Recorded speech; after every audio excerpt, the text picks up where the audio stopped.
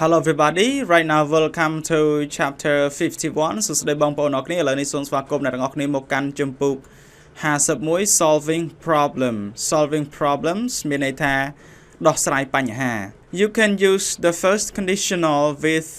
an imperative to give people practical instructions or advice such as how to solve problems or improve their lifestyleអ្នកអាចប្រើប្រាស់ conditional ទី1ជាមួយនឹងការបង្គាប់បញ្ជាមួយដើម្បីឲ្យអ្នកអាចប្រើប្រាស់ first conditional ជាមួយនឹងការបង្គាប់បញ្ជាមួយដើម្បីផ្ដល់ឲ្យនៅការអប់រំក៏ដូចជាការណែនាំជាក់ស្ដែងទៅកាន់មនុស្ស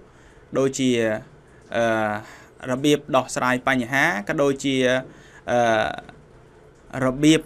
ធ្វើឲ្យជីវិតរបស់ពួកគេនឹងរីកចម្រើន Okay, so now let's look at the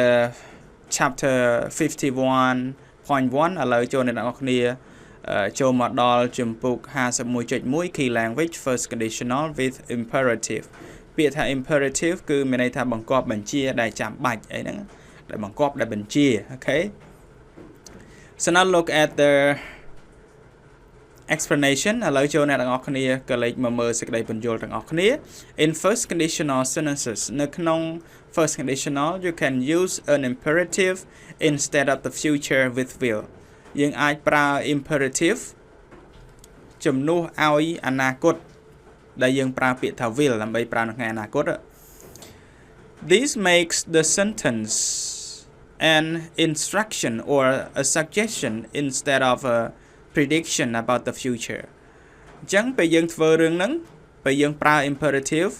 មានន័យថាវាធ្វើឲ្យប្រយោគហ្នឹងមាន instruction មានការណែនាំមានការស្នើជំនួសឲ្យការប្រើ prediction ការទស្សន៍ទាយទុកមុនអំពីអនាគតដែលយើងតែងតែប្រើ will ដើម្បីទស្សន៍ទាយពីអនាគតហ្នឹងឥឡូវយើងមើលឧទាហរណ៍ដើម្បីឲ្យបានយល់កាន់តែបន្ថែមជាមួយ explanation របស់យើង If you're cool put on a coat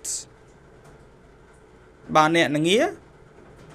ពាក់អាវពីលើទៅអូខេពាក់អាវធំពីលើទៅអានឹងបានន័យថាការប្រើប្រាស់ imperative ហើយការបញ្ជាឬក៏ការប្រាប់ឲ្យធ្វើបើសិននឹងងារពាក់អាវធំពីលើទៅ If you are cool put on a coat ពាក់អាវធំពីលើឬក៏ឧទាហរណ៍មួយទៀត If you are sick see the doctor If you are sick see the doctor បើសិនអ្នកឈឺទៅជួបពេទ្យទៅអញ្ចឹងណា Okay thank you very much everybody for your attention អរគុណអ្នកទាំងអស់គ្នាចំពោះការតាមដានវីដេអូមួយនេះសង្ឃឹមថាអ្នកទាំងអស់គ្នាអាចប្រើប្រាស់ first conditional ជាមួយនឹង imperative បានពាក្យ imperative គឺជាពាក្យបង្គាប់ពាក្យផ្ដល់ដំបូន្មាន Yeah Okay, but before you move to the next video, I would like you to listen to the audio in order to improve your pronunciation and the listening with native speakers. Thank you. See you in the next video. អរគុណជួបគ្នានៅវីដេអូក្រោយទៀត If you're cold, put on a coat. Hello everybody. Right now welcome to chapter 51.2. សួស្តីបងប្អូនអរគ្នាឥឡូវនេះសូមស្វាគមន៍អ្នកទាំងអស់គ្នាមកកាន់ជំពូក 51.2 For the examples, first conditional with imperative. First conditional with imperative. ឥឡូវយើងមើលទាំងអស់គ្នា Oh, it's similar to what I mentioned. វាស្ដីអ្វីដែលខ្ញុំនិយាយមិញដែរ If you feel sick, call a doctor. បើសិនអ្នកមានអារម្មណ៍ថាអ្នកឈឺឬក៏បើសិនអ្នកឈឺទេទៅពិគ្រោះជាមួយ doctor ទៅជាមួយគ្រូពេទ្យទៅ If the traffic is bad បើសិនចរាចរណ៍មិនល្អទេ cycle to work ជិះកង់ទៅធ្វើការទៅ Don't stay up late if you're tired កុំក្រចូលគេងពេកបើអ្នកមានអារម្មណ៍ថាអស់កម្លាំង Okay យើងមើលកន្លែងយើងមើលប្រយោគលើយើងមាន comma មែនទេហើយប្រយោគក្រោយគេអត់ comma ទេអញ្ចឹងបញ្ជាក់ណាបើសិនយើងដាក់ពាក្យថា if នៅចន្លោះប្រយោគទាំងពីរយើងមិនបាច់ដាក់ comma ទេ Okay បើយើងដាក់ if នៅប្រយោគដើមប្រយោគមួយទៀតមុននឹងចាប់ដើមយើងត្រូវដាក់ comma មួយសិនណា Okay, thank you very much everybody for your attention. អរគុណអ្នកទាំងអស់គ្នាចំពោះការតាមដានវីដេអូមួយនេះ សង្ឃឹមថាអ្នកទាំងអស់គ្នានឹងយល់កាន់តែច្បាស់ជាងមុនអំពីការប្រើប្រាស់ first conditional ជាមួយនឹង imperative. Before you go to the next video, I would like you to listen to the audio in order to improve your pronunciation and the listening with native speakers. Thank you. See you in the next video. អរគុណជួបគ្នានៅវីដេអូក្រោយទៀត If you feel sick, call a doctor. If the traffic is bad, cycle to work. Don't stay up late if you're tired. Hello everybody. Right now welcome to chapter 51.3. សួស្តីបងប្អូនអរគ្នាឥឡូវនេះសូមស្វាគមន៍អ្នកទាំងអស់គ្នាមកកាន់ជំពូក 51.3 How to form first conditional with imperative តើយើងបង្កើតទម្រង់ first conditional ជាមួយនឹង imperative យ៉ាងម៉េចឥឡូវចូលមកសេចក្តីបញ្យល់របស់អ្នកគ្នា If okay use if followed by the present simple to describe a problem យើងប្រើ if ដែលមានមកជាមួយនឹងបច្ចុប្បន្នកាលធម្មតាដើម្បីពិពណ៌នាអំពីបញ្ហា The imperative gives the solution to the problem បានន័យថា imperative ពាក្យដែលយើងប្រើដើម្បីបញ្ជាដើម្បីប្រាប់ហ្នឹងវាផ្ដល់ដំណោះស្រាយទៅឲ្យបញ្ហាឥឡូវយើងមានទម្រង់របស់គេគឺចាប់ផ្ដើមមក if ហើយ present simple បច្ចុប្បន្នកាលធម្មតាហើយបន្តមក comma បើសិនជាយើងដាក់ពាក្យថា if នៅខាងដើមយើងប្រឡោះកដាលត្រូវមាន comma មួយបន្ទាប់មក imperative clear ដែលប្រើដើម្បីប្រាប់ឲ្យមនុស្សណាអ្នកឲ្យនរណាម្នាក់ធ្វើអ្វីមួយឬក៏បញ្ជាឲ្យគេធ្វើ Okay ឧទាហរណ៍ if you're cold បើសិនអ្នកនឹងងារ put on a coat អ្នកពាក្យអាយក្រៅទៅពី if shows that the sentence is conditional យើងប្រើ if នៅមុខនេះឬកដាលនេះក៏ដោយពី if នេះគឺដើម្បីបង្ហាញថាប្រយោគនេះគឺជាប្រយោគ conditional ហើយបន្តមក present simple you're cold okay អ្នកងារអញ្ចឹងអាហ្នឹងគឺជាបញ្ហាដែលការហ្នឹងគឺជាបច្ចុប្បន្នកាលធម្មតា comma យើងប្រើដើម្បីបំបែកពីប្រយោគមួយទៅប្រយោគមួយទៀតអូខេពីបញ្ហាទៅ solution អូខេបញ្ហាគឺ cool solution put on a coat អូខេឥឡូវយើងមើលពាក្យថា put on a coat the imperative gives the solution to the problem បានន័យថា imperative ផ្ដល់ដំណោះស្រាយទៅកាន់បញ្ហាបើល្ងាពាក្យក្រៅទៅអញ្ចឹងណាOkay thank you very much everybody for your attention អរគុណអ្នកទាំងអស់គ្នាចំពោះការតាមដានវីដេអូមួយនេះសង្ឃឹមថាអ្នកទាំងអស់គ្នាអាចនឹងបង្កើតប្រយោគបានផ្សេងជាច្រើនទៀតដោយអាស្រ័យលើការប្រើប្រាស់ក៏ដូចជាការចងចាំពីរបៀបបង្កើតទម្រង់ conditional នៅក្នុងវីដេអូនេះ Thank you see you in the next video អរគុណជួបគ្នានៅវីដេអូក្រោយទៀត Hello everybody welcome to chapter 51.4 សួស្តីបងប្អូនអរគ្នាឥឡូវនេះសូមស្វាគមន៍អ្នកទាំងអស់គ្នាមកកាន់ជំពូក 51.4 match the beginnings of the sentences to the correct endings ចូលអ្នកទាំងអស់គ្នាផ្គូផ្គងពីប្រយោគផ្ដើមរហូតដល់ប្រយោគចុងក្រោយឲ្យបានត្រឹមត្រូវឥឡូវយើងមើលទាំងអស់គ្នាណាគេធ្វើឲ្យអ្នកទាំងអស់គ្នារួចហើយ if you get lost បើសិនអ្នកអំវែង ask someone for directions សួរគេអំពីទិសដៅអូខេអាហ្នឹងរួចហើយអញ្ចឹងយើងមើលតាអ្វីដែលមិនទាន់ផ្គូផ្គងទៅបានហើយក៏ប៉ុន្តែខ្ញុំគាត់សម្រាប់ជាភាសាខ្មែរណាOpen the door, open the window បើកប្រអួចទី2 if you get too cool បើសិនជាអ្នករងាខ្លាំង if you see Malik បើសិនអ្នកឃើញ Malik remember to lock the door complete ចាក់សោទ្វារផងអូខេ if you need some fresh air បើសិនអ្នកត្រូវការខ្យល់អាកាសបរិសុទ្ធ tell him I tried to call him ខ្ញុំប្រាប់គាត់ថាខ្ញុំបានព្យាយាមទេទៅគាត់ If you go out this afternoon បើសិនអ្នកទៅក្រៅនៅសប្តាហ៍នៅថ្ងៃអាសៀលនេះតទៅទៀត turn on the heating បើកម៉ាស៊ីនកុំដៅ Okay thank you very much everybody for your attention អរគុណអ្នកទាំងអស់គ្នាចំពោះការតាមដានវីដេអូមួយនេះសង្ឃឹមថាតទៅពីខ្ញុំបានអានក៏ដូចជាសម្រាយជាភាសាខ្មែរវាប្រយោគនេះងាយស្រួលទេអ្នកនរគ្នាអាចផ្គូផ្គងបានយ៉ាងស្រួលយ៉ាងធូរតែមិនទីហើយផ្គូផ្គងហ្នឹងហើយមុននឹងបញ្ចប់វីដេអូនេះសូមអ្នកទាំងអស់គ្នាកុំភ្លេចតាមដានស្ដាប់សំឡេងនេះដើម្បីអនុវត្តការបញ្ចេញសំឡេងក៏ដូចជាការស្ដាប់ជាមួយនឹងជនជាតិដើមផងដែរ Thank you see you in the next video អរគុណជួបគ្នានៅវីដេអូក្រោយទៀត If you get lost, ask someone for directions. Open the window if you need some fresh air. If you get too cold, turn on the heating. If you see Malik, tell him I tried to call him. Remember to lock the door if you go out this afternoon. Hello everybody right now welcome to chapter 51.5 សួស្តីបងប្អូនអរគ្នាឥឡូវនេះសូមស្វាគមន៍អ្នកទាំងអស់គ្នាមកកាន់ជំពូក 51.5 Rewrite the sentences correcting the errors ចូលអ្នកទាំងអស់គ្នាទៅសេប្រយោគនឹងឡើងវិញដោយកែកំហុសនៅក្នុងប្រយោគនីមួយអូខេនៅក្នុងនេះគេធ្វើឲ្យអ្នកទាំងអស់គ្នារួចហើយ If you'll be thirsty drink some more water បើសិនអ្នកclean ណាបើន័យថាបើសិនអ្នក clean ណាប្រយោគខុសណាអ្នកត្រូវញ៉ាំទឹកច្រើនជាងមុន If you are thirsty drink more water លំហាត់ទី1 I don't like your job you don't like your job look for a new one អ្នកអត់ចូលចិត្តការងាររបស់អ្នករកថ្មីមួយទៀតបើន័យថាអញ្ចឹងយើងធ្វើជា condition យ៉ាងម៉េចIf you look for a new job you don't like your job អូខេមួយណាយើងគួរដាក់ if នៅក្បែរវាឥឡូវប្រយោគទី2 If you like those shoes to buy them បើសិនអ្នកចូលចិត្ត shoe នឹងបើសិនអ្នកចូលចិត្តស្បែកជើងទាំងអស់ហ្នឹងទិញវាអូខេទី3 Help yourself if you wanted some more food ជួយខ្លួនឯងអូខេ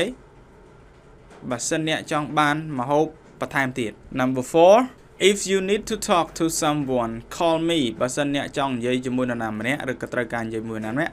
ទេមកខ្ញុំ Take a break you feel stressed បើបាយជួរអ្នកមានអារម្មណ៍ថាធុញថប់Okay សំបីជួរឬក៏ចេញលេងឬក៏សម្រាកហ្នឹង take a break Okay thank you very much everybody for your attention អរគុណអ្នកទាំងអស់គ្នាចំពោះការតាមដានវីដេអូមួយនេះសង្ឃឹមថាអ្នកទាំងអស់គ្នានឹងអាចកែប្រយោគទាំងអស់នេះឲ្យក្លាយទៅជាប្រយោគត្រឹមត្រូវបានមុននឹងបញ្ចប់សូមអ្នកទាំងអស់គ្នាកុំភ្លេចស្ដាប់សំឡេងដើម្បីអនុវត្តការបញ្ចេញសំឡេងក៏ដូចជាការស្ដាប់ជាមួយនឹងជនជាតិដើមផងដែរ Thank you see you in the next video អរគុណជួបគ្នានៅវីដេអូក្រោយទៀត If you're thirsty, drink more water. If you don't like your job,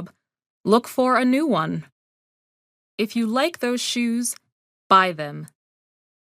Help yourself if you want some more food.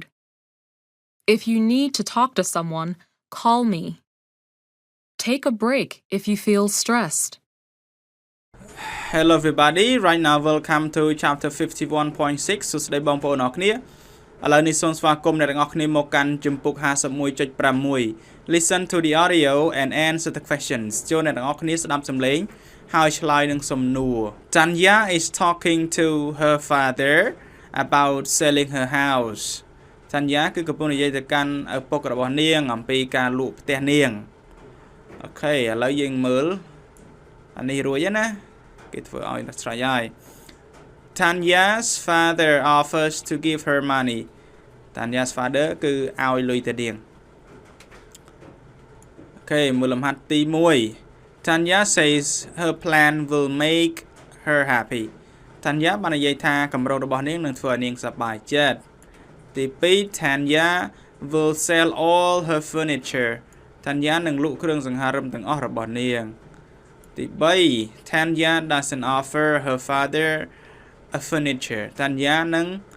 មិនឲ្យគ្រឿងសង្ហារិមទៅឪពុករបស់នាងទេទី4 Tanya doesn't want a simpler life Tanya អត់ចង់បានជីវិតសាមញ្ញធម្មតានោះទេ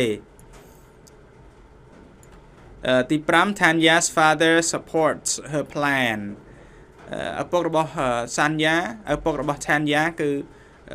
support គាំទ្រគម្រោងរបស់នាង Okay thank you very much everybody for your attention អរគុណអ្នកទាំងអស់គ្នាចំពោះការតាមដានវីដេអូមួយនេះសង្ឃឹមថាអ្នកទាំងអស់គ្នាបានស្ដាប់ហើយជ្រើសរើសយកចម្លើយមួយដែលត្រឹមត្រូវក្នុងប្រយោគនីមួយៗ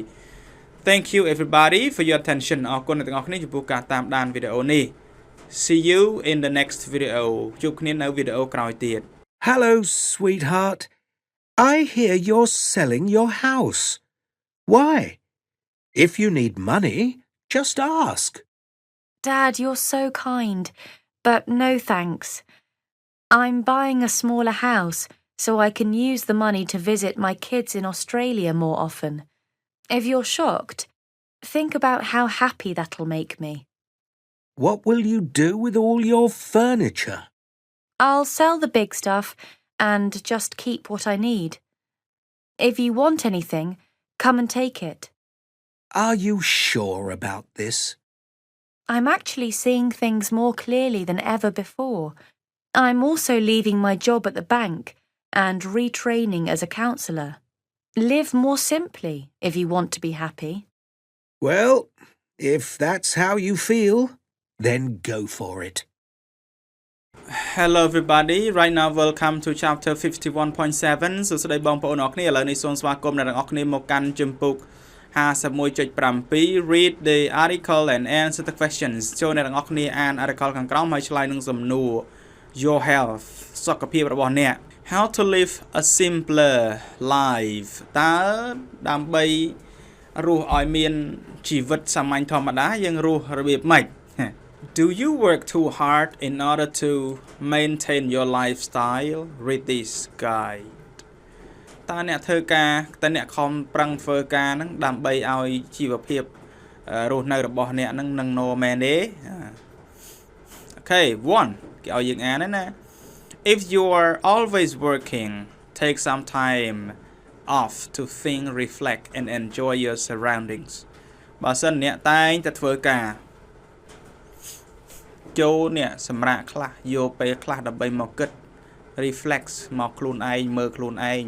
ហើយរីករាយនឹងអ្វីដែលអ្នកនៅជុំវិញខ្លួនរបស់អ្នកបានន័យថារីករាយនឹងអ្វីដែលអ្នកមាន Number 2 if you can't take time off and you're stressed at work think about what tasks you can delegate to your colleague បើសិនជាអ្នកមិនអាចឈប់បានទេហើយអ្នកធុញថប់នៅកន្លែងធ្វើការគិតអំពីការងារអ្វីមួយដែលអ្នកគិតថាអ្នកអាចនឹងចែករំលែកឲ្យបុគ្គលិករួមការងាររបស់អ្នកធ្វើបានហ្នឹងចែកឲ្យគេទៅ You don't have to do all the work yourself អ្នកមិនត្រូវធ្វើការងារទាំងអស់ខ្លួនឯងនោះទេទី3 If you want to feel calmer slow your pace plan your day carefully and don't do too much ទី3ហ្នឹងបើសិនអ្នកចង់មានអារម្មណ៍ស្ងប់ជាងមុនចូលដើរបើន័យថាចូលឈានជំហានមួយយឺតហើយក្រងថ្ងៃរបស់អ្នកក្នុងមួយថ្ងៃហ្នឹងឲ្យបានយ៉ាងប្រុងប្រយ័ត្នបំផុតហើយកុំធ្វើការងារច្រើនពេក don't do too much ទី4 if you're constantly checking your emails or smartphone when you're at home stop it បើសិនអ្នកនៅតែឆែក email ឆែកទូរស័ព្ទនៅពេលអ្នកនៅផ្ទះនោះចប់វាទៅ you'll feel much more relaxed អ្នកនឹងមានអារម្មណ៍ថាស្រាលខ្លួនខ្លាំងមែនតើ if you read a book or listen to some music instead បើសិនអ្នកអានសៀវភៅឬក៏ស្ដាប់តន្ត្រីជំនួសឲ្យការធ្វើរឿងនឹងវិញទី5 if you have too many possessions sell them or give them away បើសិនអ្នកមានទ្រព្យសម្បត្តិច្រើនលក់វាចេញខ្លះឬក៏ឲ្យវាទៅនរណាម្នាក់ខ្លះទៅ you won't notice that they've gone អ្នកនឹងមិនកត់សម្គាល់ឬក៏មិនដឹងថាពួកវាបានចេញពីអ្នកទេអូខេទី6 if you live in a large house and don't really need to បើសិនអ្នករស់នៅក្នុងផ្ទះធំប៉ុន្តែវាតាមពិតវាមិនចាំបាច់រស់នៅអីដល់ធំប៉ុណ្ណឹងទេវាអត់បាច់ទេ consider downsizing and buying a smaller one គិតពិចារណាវិញឡើងវិញធ្វើវាឲ្យទូចជាងមុនឬហើយនឹងទិញអាថ្មីមួយដែលតូចជាងនឹងទៀតទិញផ្ទះរៀងតូចមកកុំឲ្យធំពេកបើសិនជាផ្ទះយូរធំផ្ទះអ្នកធំដោយចាំបាច់ថានៅផ្ទះធំឬក៏នៅផ្ទះតូចផ្ទះធំក៏ប៉ុណ្្នឹងផ្ទះតូចក៏ប៉ុណ្្នឹងយើងនៅផ្ទះតូចល្អជាង Okay thank you អរគុណឥឡូវយើងចូលទៅមើលសំណួររបស់គ្នាឥឡូវសំណួរទី1គេធ្វើឲ្យរួចហើយ What should you do if you work all the time តើអ្នកគួរធ្វើអីពេលអ្នកធ្វើការគ្រប់ពេលវេលាទាំងអស់ហ្នឹងអូខេកន្លែងនេះខ្ញុំអានសំណួរអ្នកនរគ្នាសិនណាអូខេសំណួរទី1ដែលអ្នកនរគ្នាត្រូវធ្វើឥឡូវគេធ្វើរួចហើយណា take some time off ឈប់ជួនកាលឈប់ទៅ What should you do if you're stressed and can't take time off work តើអ្នកគួរធ្វើអីបើសិនជាអ្នកធុញថប់ហើយមិនអាចឈប់ពីកន្លែងធ្វើការងារបាន Number 2 What should you do if you want to feel calmer តើអ្នកត្រូវធ្វើម៉េចបើសិនជាអ្នកចង់មានអារម្មណ៍ថា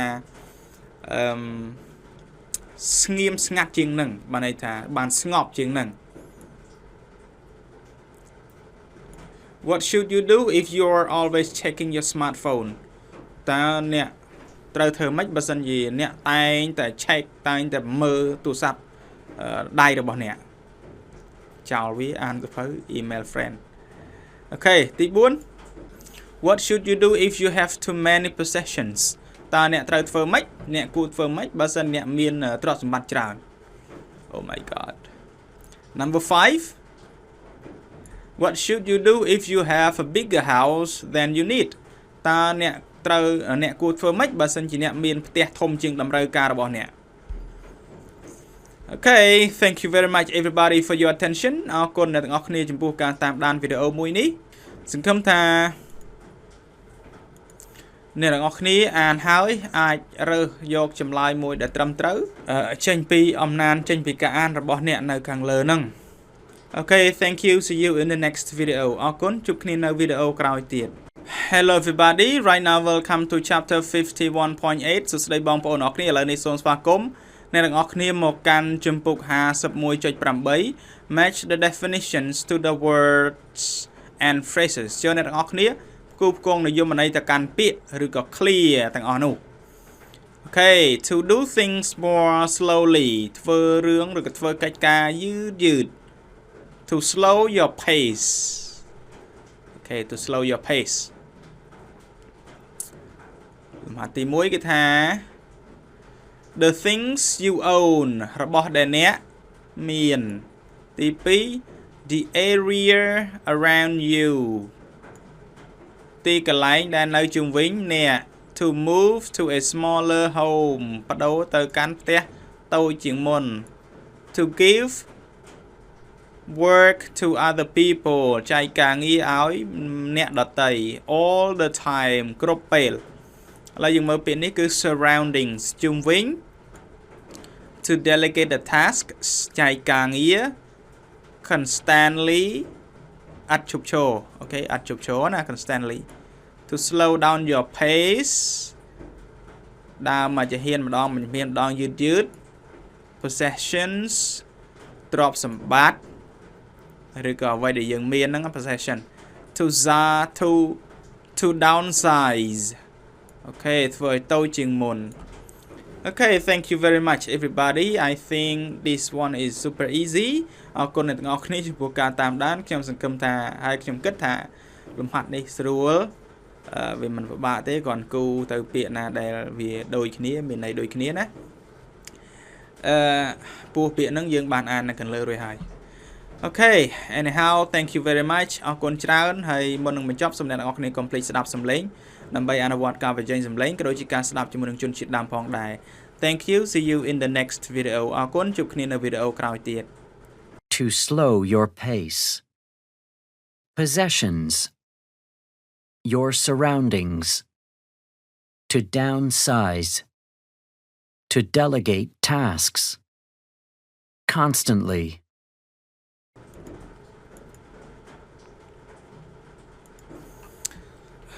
Hello everybody, right now welcome to chapter 51.9 សួស្តីបងប្អូនអរគ្នាឥឡូវនេះសូមស្វាគមន៍អ្នកទាំងអស់គ្នាមកកាន់ជំពូក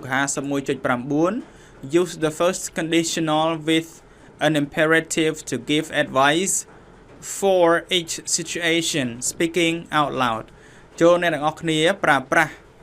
conditional ទី1ជាមួយនឹង imperative ដើម្បីផ្ដល់ឲ្យនៅដំបូន្មានចំពោះហេតុការណ៍នីមួយហើយនិយាយពួកវាបានលឺ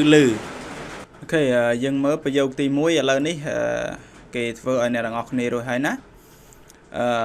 Nadia says she's always tired in the morning tell her to go to bed earlier គេថា Nadia ហ្នឹងគាត់នាងតែងតែអស់កម្លាំងនៅក្នុងពេលព្រឹកអញ្ចឹងប្រាប់នាងឲ្យទៅចូលគេងឲ្យបានលឿនIf you are always tired in the morning, go to bed earlier. បើសិនអ្នកតែងតែអស់កម្លាំងនៅពេលព្រឹកអ្នកទៅចូលគេងឲ្យបានលឿនអូខេឥឡូវយើងមើលលំហាត់ទី1ដែលយើងត្រូវធ្វើ Fred is stressed at work. Fred គឺធុញថប់នៅកន្លែងធ្វើការ Tell him to go for a walk during his lunch break. ប្រាប់គាត់ឲ្យទៅដើរលេង Go for a walk ដើរលេងណាកំឡុងពេលអាហារថ្ងៃត្រង់របស់គាត់កំឡុងពេលសម្រាប់អាហារថ្ងៃត្រង់របស់គាត់ណា Jeremy is always checking his emails Jeremy គឺតែងតែពិនិត្យឬក៏ check មើល email របស់គាត់ Tell him to turn off his smartphone ប្រាប់គាត់ឲ្យបិទទូរស័ព្ទរបស់គាត់មួយទៀតគឺ Rima sees a new car that she likes tell her to buy it Rima មើលឡានថ្មីរបស់នាងដែលនាងចូលចិត្តប្រាប់នាងឲ្យទិញវាទី4ចុងក្រោយគឺ Sandra says she's lonely Sandra និយាយថាគាត់ឯកោណាTell her to visit you. Sandra និយាយថានាងឯកោប្រាប់នាងទៅសួរសុខទុក្ខអ្នកទៅទេសនាអ្នកទៅទេសនាទៅសួរសុខទុក្ខអ្នកនៅសប្តាហ៍នេះ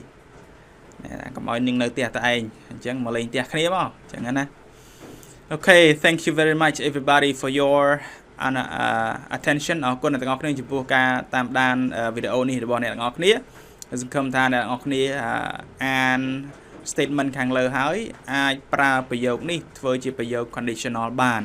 ហើយមុននឹងបញ្ចប់សូមអ្នកទាំងអស់គ្នា complete ស្ដាប់សំឡេងដើម្បីអនុវត្តការបញ្ចេញសំឡេងក៏ដូចជាការស្ដាប់បន្ថែមជាមួយនឹងជនជាតិដើមផងដែរ Thank you see you in the next video អរគុណជួបគ្នានៅវីដេអូក្រោយទៀត If you're always tired in the morning, go to bed earlier. If you're stressed at work, go for a walk during your lunch break. If you're always checking your emails, turn off your smartphone. If you like that car, buy it. If you're lonely, visit me this weekend.